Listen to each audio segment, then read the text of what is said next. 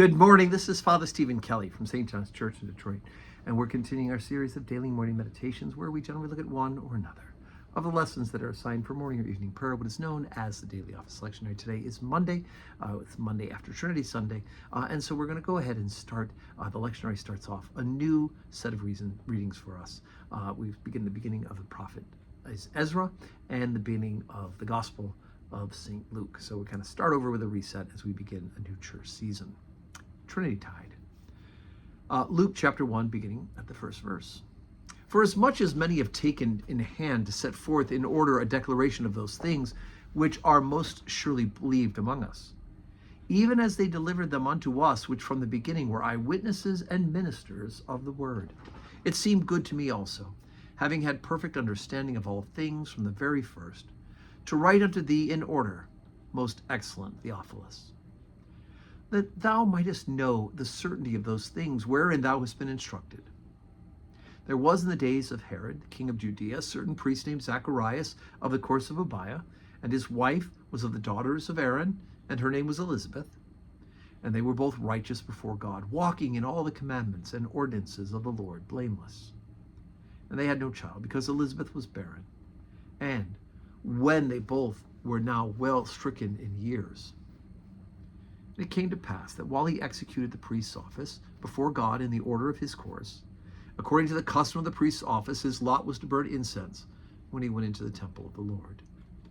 And the whole multitude of the people were praying without at the time of incense. And there appeared unto him an angel of the Lord, standing on the right side of the altar of incense.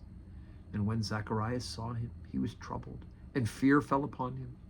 But the angel said unto him, Fear not, Zacharias, for thy prayer is heard, and thy wife Elizabeth shall bear thee a son, and thou shalt call his name John.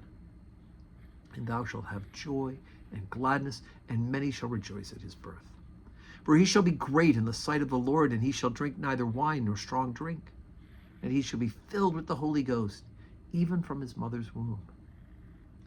And many of the children of Israel shall be turned to the Lord their God.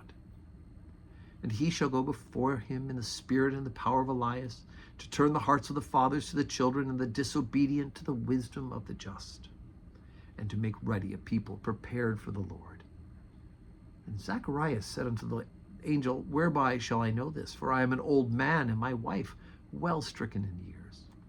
And the angel answering said unto him, I am Gabriel, that stand in the presence of God, and am sent to speak unto thee, and to show thee these glad tidings. And behold, thou shalt be dumb, and not able to speak, until the day that these things shall be performed, because thou believest not my words, which shall be fulfilled in their season.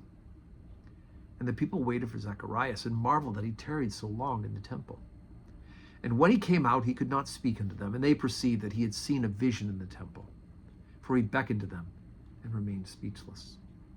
And it came to pass that as soon as the days of his ministration were accomplished, he departed to his own house. And after those days his wife Elizabeth conceived, and hid herself 5 months, saying, Thus hath the Lord dealt with me in the days wherein he looked on me, to take away my reproach among men. So we jump right into the story. Luke begins a little prelude of why he's writing this down. And was Theophilus a person he was particularly writing to? Well, Theophilus means lover of God, so it could be just in general who he's writing to, all of us. But he then goes and begins with the story of Zacharias and Elizabeth, and of course their child is John the Baptist. So we're going to have the conception of John the Baptist, or we're going to have the conception of Jesus coming up soon. Then we're going to have Mary and Elizabeth meeting each other, Mary going to help Elizabeth, and the children in their wombs greeting each other, and then boom, birth of John the Baptist, birth of Jesus, and we begin the story. So today is Monday. We do have 12:15 Holy Communion and 4 o'clock evening prayer. I hope you can join us this week. Join us especially today. Come and pray with us. If not, join us on the live stream and pray with us. And may God grant you a Monday that is full of blessings.